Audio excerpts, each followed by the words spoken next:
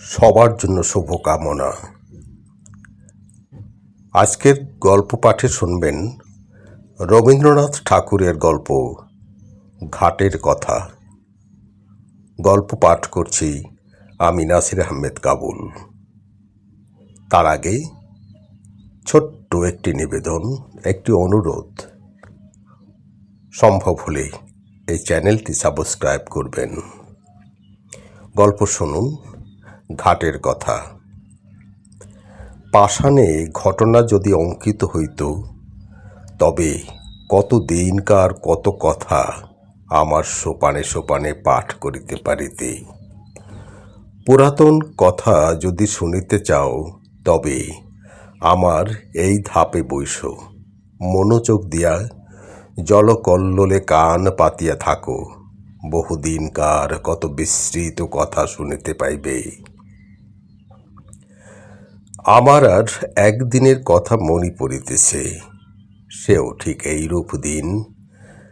আশ্বিন মাস পড়িতে আর 2-4 দিন বাকি আছে। ভোরের বেলায় অতি ঈষৎ মধুর নবীন শীতের বাতাস নিদ্রোত্থিতের দেহে নতুন প্রাণ আনিয়া দিতেছে। তরুপল্লব অমনি একটু একটু শিহরিয়া উঠিতেছে। ভরা গঙ্গা, আমার 4টি মাত্র ধাপ জলের উপরে জাগিয়ে আছে। জলের সঙ্গে স্থলের সঙ্গে যেন গলাগলি। তীরে আম্র কাননের নিচে যেখানে কচুবন জন্মিয়াছে, সেখান পর্যন্ত গঙ্গার জল গিয়াছে। নদীর ওই বাঁকের কাছে 3টি পুরাতন ইটের পাঁজা চারিদিকে জলের মধ্যে জাগিয়া রহিয়াছে। জেলেদের যে নৌকাগুলি ডাঙার বাবলা গাছের গুঁড়ির সঙ্গে বাঁধা ছিল, সেগুলি প্রভাতে জোয়ারের জলে ভাসিয়া উঠিয়া টলমল করিতেছে। দুরন্ত যৌবন জোয়ারের জল রঙ্গ করিয়া তাহাদের 2 পাশে ছলো ছলো আঘাত করিতেছে। তাহাদের কর্ণ ধরিয়া মধুর পরিহাসে নাড়া দিয়া যাইতেছে। ভরা গঙ্গার উপরে শরৎ প্রভাতের যে রৌদ্র পড়িয়াছে, তাহা কাঁচা সোনার মতো রং, চাপা ফুলের মতো রং। রৌদ্রের এমন রং আর কোনো সময় দেখা যায় না। চড়ার উপরে কাশবনের উপরে রৌদ্র পড়িয়াছে, এখনো কাশফুল সব ফুটে নাই, ফুটিতে আরম্ভ করিয়াছে মাত্র। রাম রাম বলিয়া মাঝিরা নৌকা খুলিয়া দিল। পাখিরা যেমন আলোতে পাখা মেলিয়া আনন্দ নীল আকাশে উড়িয়াছে, ছোট ছোট নৌকাগুলি তেমনি ছোট ছোট পাল ফুলাইয়া সূর্য কিরণে বাহির হইয়াছে। তাহাদের পাখি বলিয়া মনে হয়, তাহারা রাজহাঁসের মতো জলে ভাসিতেছে, কিন্তু আনন্দে পাখা দুটি আকাশে ছড়াইয়া দিয়াছে। ভট্টাচার্য মশাই ঠিক নিয়মিত সময়ে কোষাকুষি লইয়া স্নান করিতে আসিয়াছেন। মেয়েরা 2-1 জন করিয়া জল লইতে আসিয়াছে। সে বড় বেশি দিনের কথা নহে। তোমাদের অনেক দিন বলিয়া মনে হইতে পারে, কিন্তু আমার মনে হইতেছে এই সেদিনের কথা। আমার দিনগুলি কিনা গঙ্গার স্রোতের উপর খেলাইতে খেলাইতে ভাসিয়া যায়। বহুকাল ধরিয়া স্থিরভাবে তাহাই দেখিতেছি। এই জন্য সময় বড় দীর্ঘ বলিয়া মনে হয় না। আমার দিনের আলো রাত্রের ছায়ায় প্রতিদিন গঙ্গার উপরে পড়ে, আবার প্রতিদিন গঙ্গার উপর হইতে মুছিয়া যায়। কোথাও তাহাদের ছবি রাখিয়া যায় না। সেই জন্য যদিও আমাকে বৃদ্ধের মতো দেখিতে হইয়াছে, আমার হৃদয় চিরকাল নবীন। বহু বৎসরের স্মৃতির শৈবাল ভারে আচ্ছন্ন হইয়া আমার সূর্য কিরণ মারা পড়ে নাই। দৈবাৎ একটি ছিন্ন শৈবাল ভাসিয়া আসিয়া গায়ে লাগিয়া থাকে, আবার স্রোতে ভাসিয়া যায়। তাই বলিয়া যে কিছু নাই এমন বলিতে পারি না। যেখানে গঙ্গার স্রোত পৌঁছায় না, সেখানে আমার ছিদ্রে ছিদ্রে যে লতাগুল্ম শৈবাল জন্মিয়াছে, তাহারাই আমার পুরাতনের সাক্ষী। তাহারাই পুরাতন কালকে স্নেহ পাশে বাঁধিয়া চিরদিন শ্যামল মধুর, চিরদিন নূতন করিয়া রাখিয়াছে। গঙ্গা প্রতিদিন আমার কাছ হইতে এক এক ধাপ সরিয়া যাইতেছেন, আমিও এক এক ধাপ করিয়া পুরাতন হইতেছি। চক্রবর্তীদের বাড়ির ওই যে বৃদ্ধা স্নান করিয়া নামাবলী গায়ে কাঁপিতে কাঁপিতে, মালা জপিতে জপিতে বাড়ি ফিরিয়া যাইতেছেন, উহার মাতামহী তখন এতটুকু ছিল। আমার মনে আছে তাহার এক খেলা ছিল। সে প্রত্যহ একটা ঘৃতকুমারীর পাতা গঙ্গার জলে ভাসাইয়া দিত। আমার দক্ষিণ বাহুর কাছে একটা পাখির মতো ছিল। সেইখানে পাতাটা ক্রমাগত ঘুরিয়া ঘুরিয়া বেড়াইত। সেই কলসি রাখিয়া দাঁড়াইয়া তাহাই দেখিত। তখন যখন দেখিলাম কিছুদিন বাদে সেই মেয়েটি আবার ডাগর হইয়া উঠিয়াছে, তাহার নিজের একটি মেয়ে সঙ্গে লইয়া জল লইতে আসিল। সে মেয়েও আবার বড় হইল। বালিকারা জল ছড়িয়া দুরন্তপনা করিলে তিনি আবার তাহাদিগকে শাসন করিতেন ও ভদ্রোচিত ব্যবহার শিক্ষা দিতেন। তখন আমার সেই ঘৃতকুমারীর নৌকা ভাসানো মনে পড়িত, বড় কৌতুক বোধ হইত। যে কথাটা বলিব মনে করিয়া সে কথা আর আসে না। একটা কথা বলিতে বলিতে স্রোতে আর একটা কথা ভাসিয়া আসে। কথা আসে, কথা যায়, ধরিয়া রাখিতে পারি না।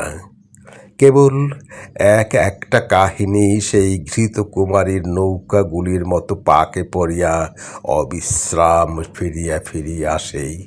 তেমনি একটি কাহিনী তাহার পশ্চা লইয়া আজ আমার কাছে ফিরিয়া ফিরিয়া বেড়াইতেছে। কখন ডোবে, কখন ডোবে, পাতাটুকুরি মতো সে অতি ছোট, তাহাতে বেশি কিছু নাই। দুটি খেলার ফুল আছে, তাহাকে ডুবিতে দেখিলে কোমল প্রাণা বালিকা কেবলমাত্র একটা দীর্ঘ নিঃশ্বাস ফেলিয়া বাড়ি ফিরিয়া যাইবে। মন্দিরের পাশে যেখানে ওই গোসাইদের গোয়াল ঘরে বেশি দেখিতেছ, ওইখানে একটা বাবলা গাছ ছিল। তাহারই তলায় সপ্তাহে একদিন করিয়া হাট বসিত। তখনও গোসাইরা এখানে বসতি করে নাই। যেখানে তাহাদের চণ্ডী মণ্ডপ পড়িয়াছে, ওইখানে একটা গোল পাতার ছাউনি ছিল মাত্র। এই যে অশ্বত্থ গাছ, আজ আমার পঞ্জরে পঞ্জরে বাহু প্রসারণ করিয়া সুবিকট সুদীর্ঘ কঠিন অঙ্গুলি জালের ন্যায় শিকড় গুলির দ্বারা আমার বিদীর্ণ পাষাণ প্রাণ মুঠা করিয়া রাখিয়াছে, এ তখন এতটুকু একটুখানি চারা ছিল মাত্র। কচি কচি পাতাগুলি লইয়া মাথা তুলিয়া উঠিতেছিল। রৌদ্র উঠিলে ইহার পাতার ছায়াগুলি আমার উপর সমস্ত দিন ধরিয়া খেলা করিত। ইহার নবীন শিকড়গুলি শিশুর অঙ্গুলির ন্যায় আমার বুকের কাছে কিলবিল করিত। কেহ ইহার একটি পাতা ছিঁড়িলে আমার ব্যথা বাজিত। যদিও বয়স অনেক হইয়াছিল, তবু তখনও আমি সিধা ছিলাম। আজ যেমন মেরুদণ্ড ভাঙিয়া অষ্টাবক্রের মতো বাকিয়া চড়িয়া গিয়াছি। গভীর ত্রিবলী রেখার মতো সহস্র জায়গায় ফাটল ধরিয়াছে। আমার গর্ভের মধ্যে বিশ্বের ভেক তাহাদের শীতকালের সুদীর্ঘ নিদ্রার আয়োজন করিতেছে। তখন আমার সে দশা ছিল না। কেবল আমার বাম বাহুর বাহিরের দিকে দুইখানি ইটের অভাব ছিল। সেই গর্তটির মধ্যে একটা ফিঙে বাসা করিয়াছিল। ভোরের বেলায় যখন সে উসু খুসু করিয়া জাগিয়া উঠিত, মৎস্যপুচ্ছের ন্যায় তাহার জোড়া পুচ্ছ দুই চারিবার দ্রুত নাচাইয়া শীষ দিয়া আকাশে উড়িয়া যাইত, তখন জানিতাম কুসুমের ঘাটে আসিবার সময় হইয়াছে। যে মেয়েটির কথা বলিতেছি, ঘাটের অন্যান্য মেয়েরা তাহাকে কুসুম বলিয়া ডাকিত। বোধ করি কুসুমই তাহার নাম হইবে। জলের উপরে যখন কুসুমের ছোট ছায়াটি পড়িত, তখন আমার সাধ হইত সে ছায়াটি যদি ধরিয়া রাখিতে পারি, সে ছায়াটি যদি আমার পাষাণে বাঁধিয়া রাখিতে পারি, এমনি তাহার একটি মাধুরী ছিল। সে যখন আমার পাষাণের উপর পা ফেলিত ও তাহার চারি গাছে মল বাজিতে থাকিত, তখন আমার শৈবাল গুল্মগুলি যেন পুলকিত হইয়া উঠি। কুসুম যে খুব বেশি জলে খেলা করিত বা গল্প করিত বা হাসি তামাশা করিত তাহা নহে। তথাপি আশ্চর্য এই, তাহার যত সঙ্গিনী এমন আর কাহারও নয়। যত দুরন্ত মেয়েদের তাহাকে না হইলে চলিত না। কেহ তাহাকে বলিত কুশি, কেহ তাহাকে বলিত খুশি, কেহ তাহাকে বলিত রাক্ষসী। তাহার মা তাহাকে বলিত কুস্মি। যখন তখন দেখিতাম কুসুম জলের ধারে বসিয়া আছে, জলের সঙ্গে তাহার হৃদয়ের সঙ্গে বিশেষ যেন কি মিল ছিল। সে জল ভারী ভালোবাসিত। কিছুদিন পরে কুসুমকে আর দেখিতে পাই না। ভুবন আর স্বর্ণ ঘাটে আসিয়া কাঁদিত। শুনিলাম তাহাদের কুশি খুশি রাক্ষসীকে শ্বশুর বাড়ি লইয়া গিয়াছে। শুনিলাম যেখানে তাহাকে লইয়া গিয়াছে সেখানে নাকি গঙ্গা নাই। সেখানে আবার কারা সব নতুন লোক, নতুন ঘর বাড়ি, নতুন পথঘাট। জলের পদ্মটিকে কে যেন ডাঙায় রোপণ করিতে লইয়া গেল। ক্রমে ক্রমে কুসুমের কথা এরকম ভুলিয়া গেছি। 1 বৎসর হইয়া গেছে, ঘাটের মেয়েরা কুসুমের গল্প বড় করে না। একদিন সন্ধ্যার সময় বহুকালের পরিচিত পায়ের স্পর্শে সহসা যেন চমক লাগিল। মনে হইল যেন কুসুমের পা। তাহাই বটে, কিন্তু সে পায়ে আর মল বাজিতেছে না। সে পায়ের সে সঙ্গীত নাই। কুসুমের পায়ের স্পর্শ ও মলের শব্দ চিরকাল একমাত্র অনুভব করিয়া আসিতেছি। আজ সহসা সেই মলের শব্দটি না শুনিতে পাইয়া সন্ধ্যা বেলাকার জলের কল্লোল কেমন বিষণ্ণ শোনাইতে লাগিল। আম্র বনের মধ্যে পাতা ঝরঝর করিয়া বাতাস কেমন হাহা করিয়া উঠিল। কুসুম বিধবা হইয়াছে। শুনিলাম তাহার স্বামী বিদেশে চাকরি করিত। 2-1 দিন ছাড়া স্বামীর সহিত সাক্ষাৎই হয় নাই। পত্রযোগে বৈধব্যের সংবাদ পাইয়া 8 বছর বয়সে মাথার সিঁদুর মুছিয়া গায়ের গহনা ফেলিয়া আবার তাহার দেশে সেই গঙ্গার ধারে ফিরিয়া আসিয়াছে। কিন্তু তাহার সঙ্গিনীদেরও বড় কেহ নাই। ভুবন স্বর্ণ অমলা শ্বশুর ঘর করিতে গিয়াছে। কেবল শরৎ আছে, কিন্তু শুনিতেছি অগ্রহায়ণ মাসে তাহারও বিবাহ হইয়া যাইবে। কুসুম নিতান্ত একলা পড়িয়াছে। কিন্তু সে যখন দুটি হাঁটুর উপর মাথা রাখিয়া চুপ করিয়া আমার ধাপে বসিয়া থাকিত, তখন আমার মনে হইত যেন নদীর ঢেউগুলি সবাই মিলিয়া হাত তুলিয়া আমাকে কুশি কুশি রাক্ষসী বলিয়া ডাকিত। বর্ষার আরম্ভেই গঙ্গা যেমন প্রতিদিন দেখিতে দেখিতে ভরিয়া উঠে, কুসুম তেমনি দেখিতে দেখিতে প্রতিদিন সৌন্দর্যে যৌবনে ভরিয়া উঠিতে লাগিল। কিন্তু তাহার মলিন বসন, করুণ মুখ, শান্ত স্বভাবে তাহার যৌবনের উপর এমন একটি ছায়াময় আবরণ রচনা করিয়া দিয়াছিল যে সে যৌবন, সে বিকশিত রূপ সাধারণের চোখে পড়িত না। কুসুম যে বড় হইয়াছে এ যেন কেহ দেখিতে পাইত না। আমি তো পাইতাম না। আমি কুসুমকে বালিকার চেয়ে বড় কখনো দেখি নাই। তাহার মল ছিল না বটে, কিন্তু সে যখন চলিত আমি সেই মলের শব্দ শুনিতে পাইতাম। এমনি করিয়া 10 বছর কাটিয়া গেল। গায়ের লোকেরা কেহ জানিতে পারিলই না।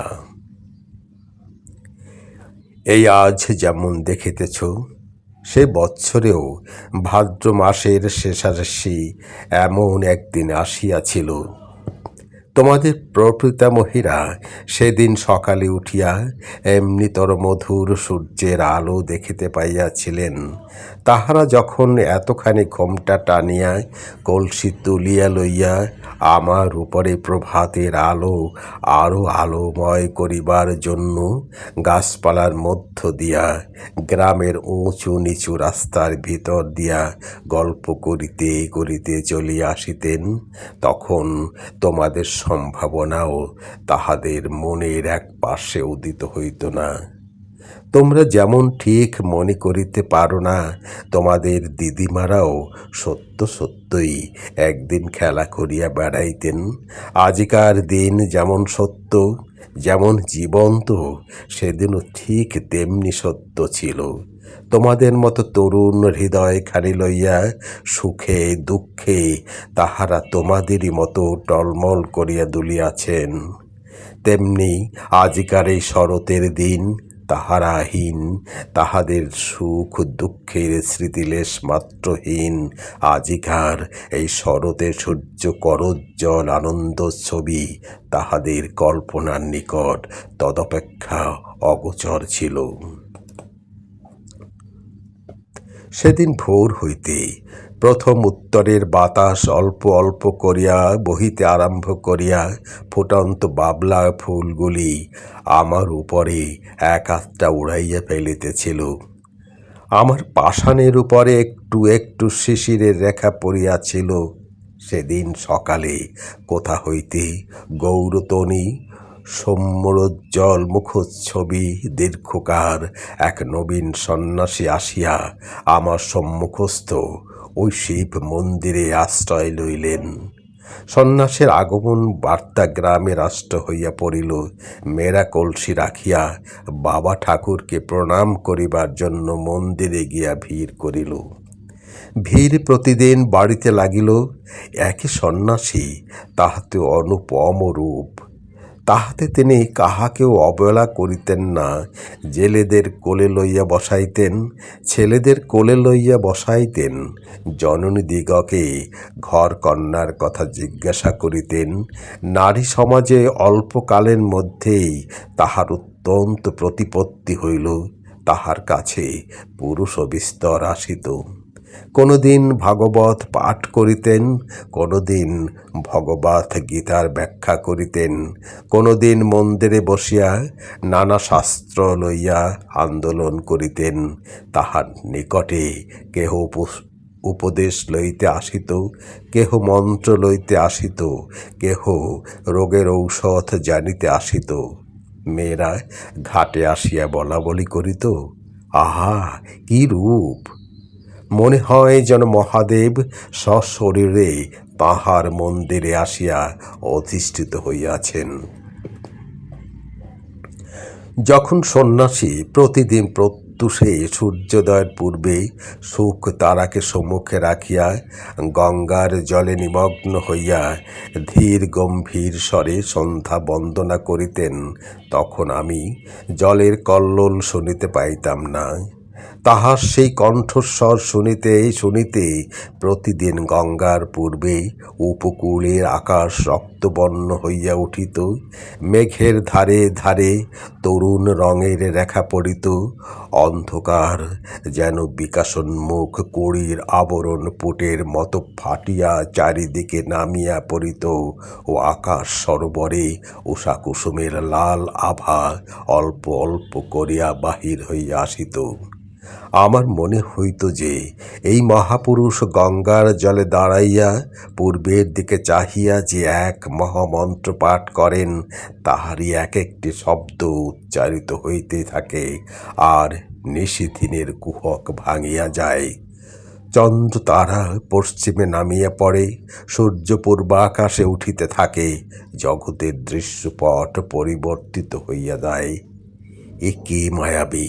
স্নান করিয়া যখন সন্ন্যাসী হোম শিখার ন্যায় তাহার দীর্ঘ শুভ্র পুণ্য তনু লইয়া জল হইতেন উঠিতেন, তাহার জটাজুট হইতে জল ঝরিয়া পড়িত, তখন নবীন সূর্য কিরণ তাহার সর্বাঙ্গে পড়িয়া প্রতিফলিত হইতে থাকিত।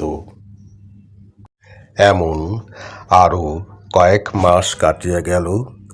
চৈত্র মাসে সূর্যগ্রহণের সময় বিস্তর লোক গঙ্গা স্নানে আসিল। বাবলাতলায় মস্ত হাট বসিল। এই উপলক্ষে সন্ন্যাসীকে দেখিবার জন্য লোক সমাগম হইল। যে গ্রামে কুসুমের শ্বশুর বাড়ি, সেখান হইতেও অনেকগুলি মেয়ে আসিয়াছিল। সকালে আমার ধাপে বসিয়া সন্ন্যাসী জপ করিতেছিলেন, তাহাকে দেখিয়াই সহসা একজন মেয়ে আর একজনের গা টিপিয়া বলিয়া উঠিল, ওলো, এ যে আমাদের কুসুমের স্বামী। আর একজন দুই আঙ্গুলে ঘোমটা কিছু ফাঁক করিয়া ধরিয়া বলিয়া উঠিল, ওমা, তাই তো, এ যে আমাদের চাটুর্যেদের বাড়ির ছোট দাদা বাবু। আর একজন ঘোমটার বড় ঘটা করিত না, সে কহিল, আহা, তেমনি কপাল, তেমনি নাক, তেমনি চোখ।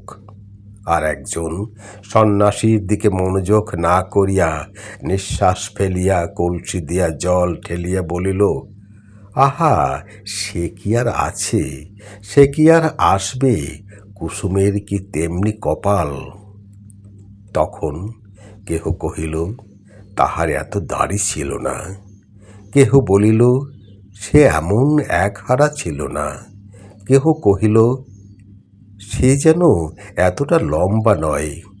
এই রূপে এ কথাটার এক রূপ নিষ্পত্তি হইয়া গেল, আর উঠিতে পাইল না। গ্রামের আর সকলেই সন্ন্যাসীকে দেখিয়াছিল, কেবল কুসুম দেখে নাই। অধিক লোক সমাগম হওয়াতে কুসুম আমার কাছে আসা একেবারেই পরিত্যাগ করিয়াছিল। একদিন সন্ধ্যাবেলা পূর্ণিমা তিথিতে চাঁদ উঠিতে দেখিয়া বুঝি আমাদের পুরাতন সম্বন্ধ তাহার মনে পড়িল। তখন ঘাটে আর কেহ ছিল না। ঝিঝি পোকা ঝিঝি করিতেছিল। মন্দিরে কাসর ঘণ্টা বাজিয়া এই কিছুক্ষণ হইল শেষ হইয়া গেল। তাহার সে শব্দ তরঙ্গ ক্ষীণতর হইয়া পরপারের ছায়াময় বনশ্রেণীর মধ্যে ছায়ার মতো মিলাইয়া গেছে। পরিপূর্ণ জ্যোৎস্না, জোয়ারে জল ছলছল করিতেছে, আমার উপরে ছায়াটি ফেলিয়া কুসুম বসিয়া আছে। বাতাস বড় ছিল না, গাছপালা নিস্তব্ধ। কুসুমের সম্মুখে গঙ্গার বক্ষে অবারিত প্রসারিত জ্যোৎস্না, কুসুমের পশ্চাতে আশে পাশে ঝোপে ঝাপে গাছে পালায়। মন্দিরের ছায়ায় ভাঙা ঘরের ভিত্তিতে পুষ্করিণীর ধারে তাল বনে অন্ধকার, গা ঢাকা দিয়া মুখ মুড়ি দিয়া বসিয়া আছে। ছাতিম গাছের ছায়ায়, ছাতিম গাছের শাখায় বাদুর ঝুলিতেছে। মন্দিরের চূড়ায় বসিয়া পেচখা কাঁদিয়া উঠিতেছে। লোকালয়ের কাছে শৃগালের ঊর্ধ্বচিৎকার ধ্বনি উঠিল ও থামিয়া গেল। সন্ন্যাসী ধীরে ধীরে মন্দিরের ভিতর হইতে বাহির হইয়া আসিলেন। ঘাটে আসিয়া ২-১ সোপান নামিয়া একাকিনী রমণীকে দেখিয়া ফিরিয়া যাইবেন মনে করিতেছেন। এমন সময় সহসা কুসুম মুখ তুলিয়া পশ্চাতে চাহিয়া দেখিল, তাহার মাথার উপর হইতে কাপড় পড়িয়া গেল। ঊর্ধ্বমুখ ফুটন্ত ফুলের উপরে যেমন জ্যোৎস্না পড়ে, মুখ তুলিতেই কুসুমের মুখের উপর তেমনি জ্যোৎস্না পড়িল। সেই মুহূর্তেই উভয়ের দেখা হইল, যেন চেনাশোনা হইল, মনে হইল যেন পূর্ব জন্মের পরিচয় ছিল। মাথার উপর দিয়া পেচক ডাকিয়া চলিয়া গেল। শব্দে সচকিত হইয়া আত্মসংবরণ করিয়া কুসুম মাথার কাপড় তুলিয়া দিল। উঠিয়া সন্ন্যাসীর পায়ের কাছে লোটাইয়া প্রণাম করিল। সন্ন্যাসী আশীর্বাদ করিয়া তাহাকে জিজ্ঞাসা করিলেন, তোমার নাম কি? কুসুম কহিল, আমার নাম কুসুম। সে রাত্রে আর কোনো কথা হইল না। কুসুমের ঘর খুব কাছেই ছিল। কুসুম ধীরে ধীরে চলিয়া গেল। সে রাত্রে সন্ন্যাসী অনেকক্ষণ পর্যন্ত আমার সোপানে বসিয়াছিলেন। অবশেষে যখন পূর্বের চাঁদ পশ্চিমে আসিল, সন্ন্যাসীর পশ্চাতের ছায়া সম্মুখে আসিয়া পড়িল, তখন তিনি মন্দিরে গিয়া প্রবেশ করিলেন।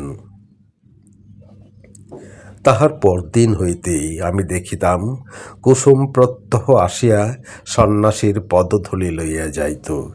সন্ন্যাসী যখন শাস্ত্র ব্যাখ্যা করিতেন, তখন সে এক ধারে দাঁড়াইয়া শুনিত। সন্ন্যাসী প্রাত সন্ধ্যা সমাপন করিয়া কুসুমকে ডাকিয়া তাকে ধর্মের কথা বলিতেন।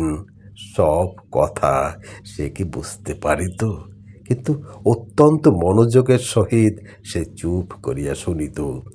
সন্ন্যাসী তাহাকে যেমন উপদেশ করিতেন, সে অবিকল তাহাই পালন করিত। প্রত্যহ সে মন্দিরের কাজ করিত, দেব সেবায় আলস্য করিত না। পূজার ফুল তুলিত, গঙ্গা হইতে জল তুলিয়া মন্দির ধৌত করিত। সন্ন্যাসী তাহাকে যে সকল কথা বলিয়া দিতেন, আমার সোপানে বসিয়া সে তাহাই ভাবিত। ধীরে ধীরে তাহার যেন দৃষ্টি প্রসারিত হইয়া গেল, হৃদয় উদ্ঘাটিত হইয়া গেল। সে যাহা দেখে নাই তাহা দেখিতে লাগিল, যাহা শোনে নাই তাহা শুনিতে লাগিল। তাহার প্রশান্ত মুখে যে একটি ম্লান ছায়া ছিল, তাহা দূর হইয়া গেল। সে যখন ভক্তি ভরে প্রভাতে সন্ন্যাসীর পায়ের কাছে লোটাইয়া পড়িত, তখন তাহাকে দেবতার নিকটে উৎসর্গীকৃত শিশির ধৌত পূজার ফুলের মতো দেখাইত। একটি সুবিমল প্রফুল্লতা তাহার সর্বশরীর আলো করিয়া তুলিত। শীতকালের এই অবসান সময় শীতের বাতাস বয়। আবার এক একদিন সন্ধ্যাবেলায় সহসা দক্ষিণ হইতে বসন্তের বাতাস দিতে থাকে। আকাশে হিমের ভাব একেবারে দূর হইয়া যায়। অনেক দিন পর গ্রামের মধ্যে বাঁশি বাজিয়া ওঠে, গানের শব্দ শুনিতে পাওয়া যায়। মাঝিরা স্রোতে নৌকা ভাসাইয়া দ্বার বন্ধ করিয়া শ্যামের গান গাহিতে থাকে। শাখা হইতে শাখান্তরে পাখিরা সহসা পরম উল্লাসে উত্তর প্রত্যুত্তর করিতে আরম্ভ করে। সময়টা এইরূপ আসিয়াছে। বসন্তের বাতাস লাগিয়া আমার পাষাণ হৃদয়ের মধ্যে অল্পে অল্পে যেন যৌবনের সঞ্চার হইতেছে। আমার প্রাণের ভিতরকার সেই নবযৌবনোচ্ছ্বাস আকর্ষণ করিয়াই যেন আমার লতাগুল্মগুলি দেখিতে দেখিতে ফুলে ফুলে একেবারে বিকশিত হইয়া উঠিতেছে। এ সময় কুসুমকে আর দেখিতে পাই না। কিছুদিন হইতে সে আর মন্দিরেও আসে না, ঘাটেও আসে না। সন্ন্যাসীর কাছে তাহাকে আর দেখা যায় না। ইতিমধ্যে কি হইল আমি কিছুই জানিতে পারি নাই, কিছুকাল পরে একদিন সন্ধ্যাবেলায় আমারই সোপানে সন্ন্যাসীর সহিত কুসুমের সাক্ষাৎ হইল। কুসুম মুখ নত করিয়া কহিল, প্রভু, আমাকে কি ডাকিয়ে পাঠাইয়াছেন? হ্যাঁ, তোমাকে দেখিতে পাই না কেন? আজকাল দেব সেবায় তোমার এত অবহেলা কেন? কুসুম চুপ করিয়া রহিল। আমার কাছে তোমার মনের কথা প্রকাশ করিয়া বলো। কুসুম ঈষৎ মুখ ফেরাইয়া কহিল, প্রভু, আমি পাপিয়সী, সেই জন্যই এই অবহেলা। সন্ন্যাসী অত্যন্ত স্নেহপূর্ণ স্বরে বলিলেন, কুসুম, তোমার হৃদয়ে অশান্তি উপস্থিত হইয়াছে, আমি তাহা বুঝিতে পারিয়াছি। কুসুম যেন চমকিয়া উঠিল।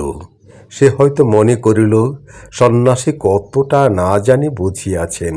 তাহার চোখ অল্পে অল্পে জলে ভরিয়া আসিল। সে সেইখানে বসিয়া পড়িল, মুখে আঁচল ঢাকিয়া সোপানে সন্ন্যাসীর পায়ের কাছে বসিয়া কাঁদিতে লাগিল।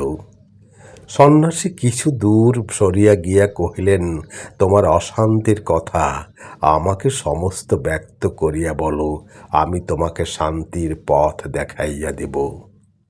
কুসুম অটল ভক্তির স্বরে কহিল, কিন্তু মাঝে মাঝে থামিল, মাঝে মাঝে কথা বাধিয়া গেল।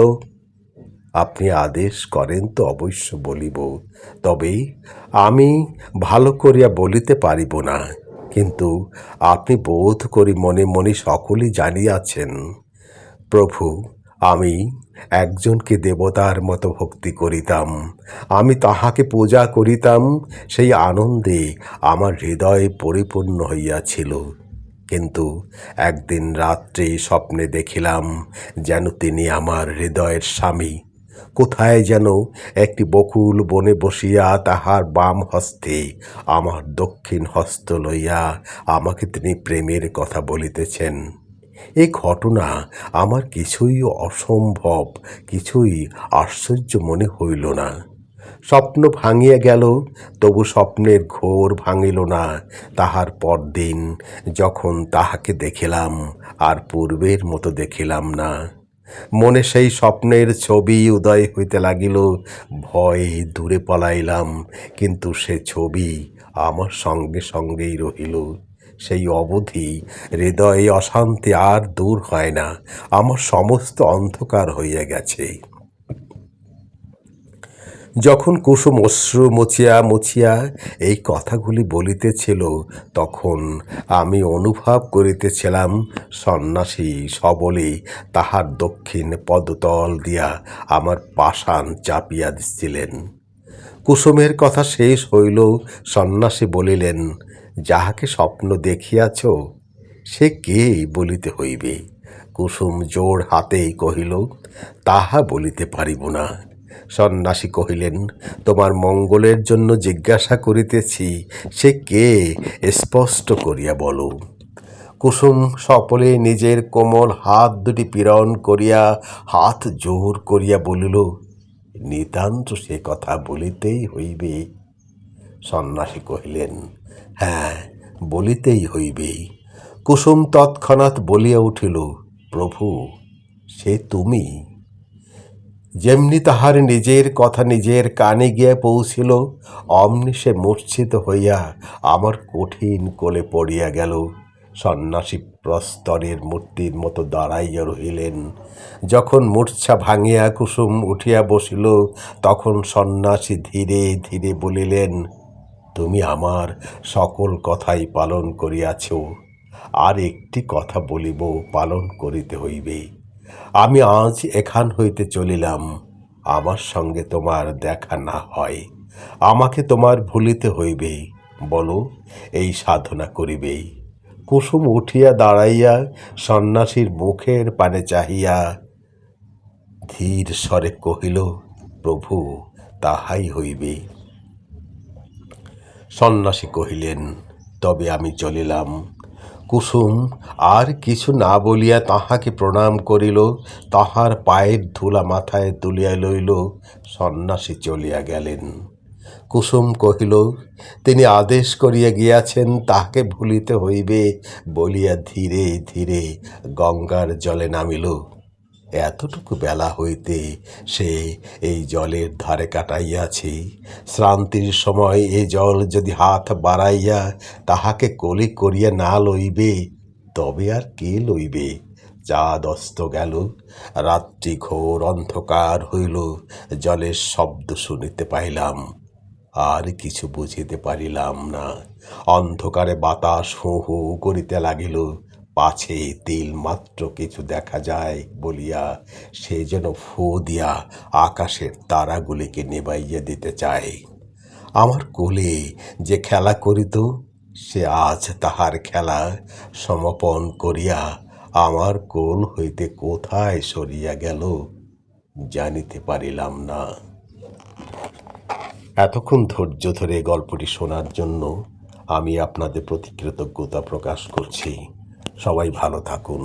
সামনেই আবার রবীন্দ্রনাথ ঠাকুরের আরও একটি গল্প নিয়ে হাজির হব শিগগিরই।